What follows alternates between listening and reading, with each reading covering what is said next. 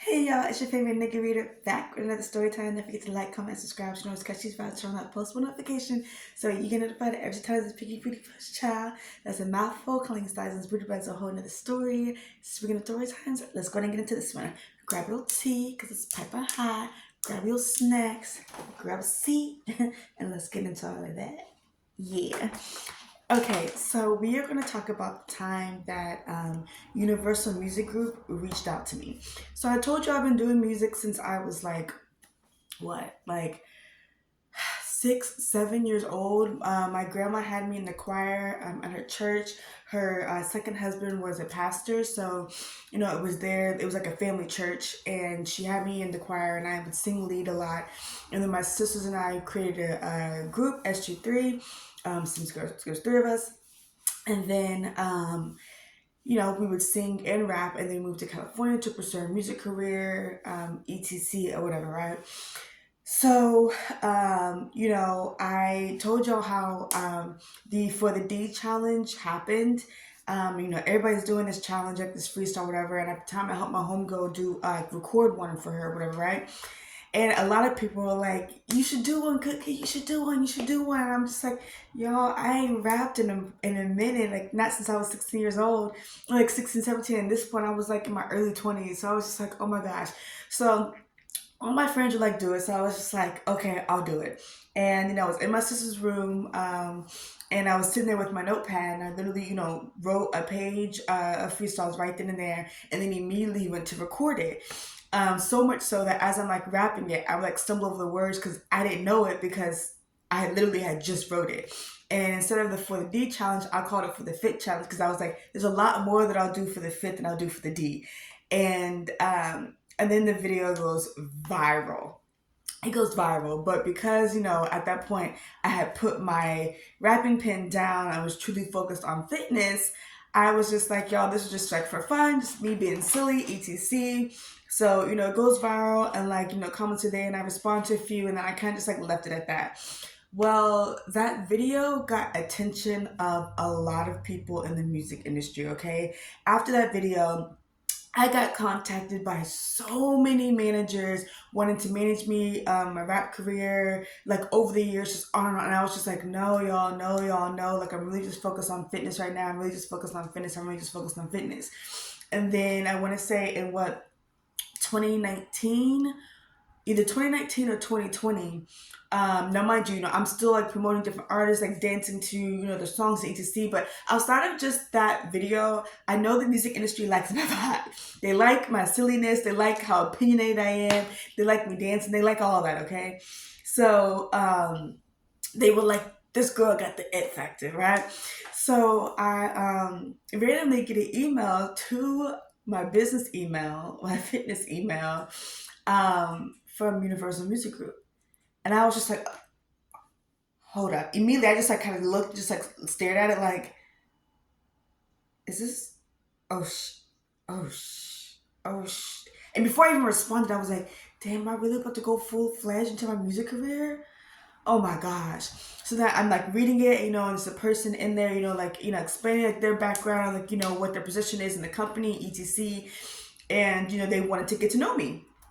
So they asking all these questions. It's like a questionnaire for all these questions, just about different things that I'm into, and music, just like all this stuff, whatever, right?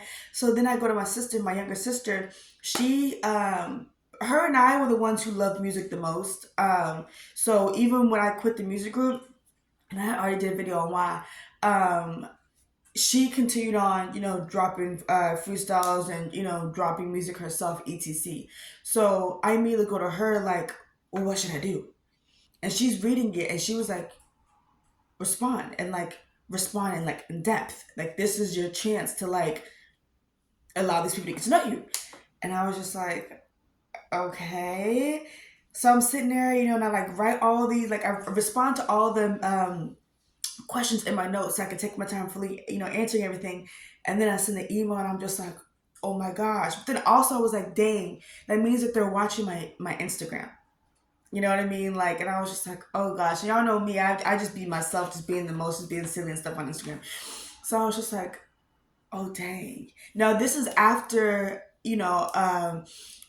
Cardi had already commented on my page. This was after I'd hung out with a lot of the people in the town I met. So I already knew the industry was like aware of who I am because I'd already been around a lot of these people. I have already met all these people. I've already hung out with all these people. So it's really not that surprising. Um, it's really not. I was just more so like, dang, like the industry, and a lot of them know me because again, my sister and I used to perform a lot, and we performed for Macy's Passport, which again, they had this big old show. It was like a fashion show, and we performed in the Mattel part.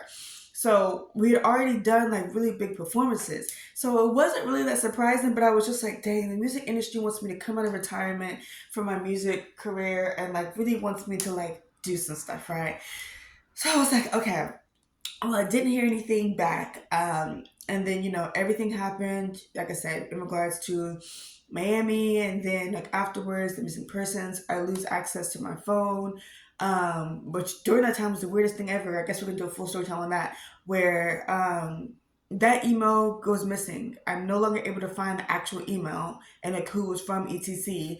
And I had like links in my bio or whatever during that time, and someone had accessed my Instagram and removed the link.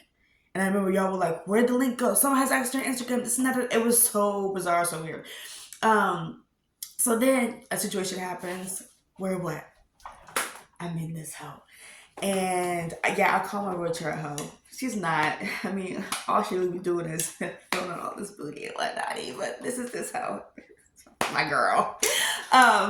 So I'm in this. And at this point, like, I'm not doing fitness. So what does that mean? All my attention is on my other craft, which is at the time, not the time, but just in specific music, right?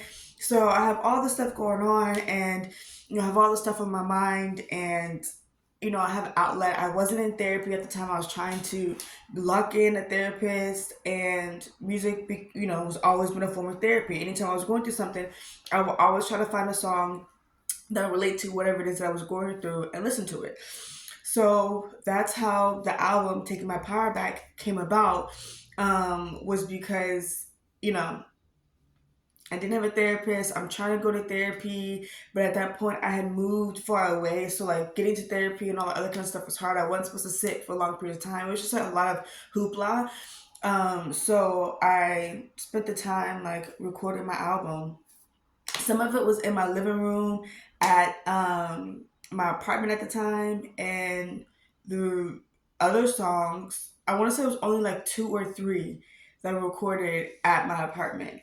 The rest of the album, and there's like 13 songs in the album, the rest of the album was actually recorded in my car, um, on my phone when I was homeless. Um, so yeah, so it was just me and my dog in my car, all my stuff, and I just recorded it, and the album I had initially dropped it, but then I had to do more. I guess like producing and engineering, and then I was homeless and it wasn't like fully finished, and then I had moved in with someone at the time, and one of the first things I did was finish like producing and engineering my album, and then like officially like released it. Um, and yeah. So that's how my album came about. And again, I know, Senor, I know, the industry wants me back doing music.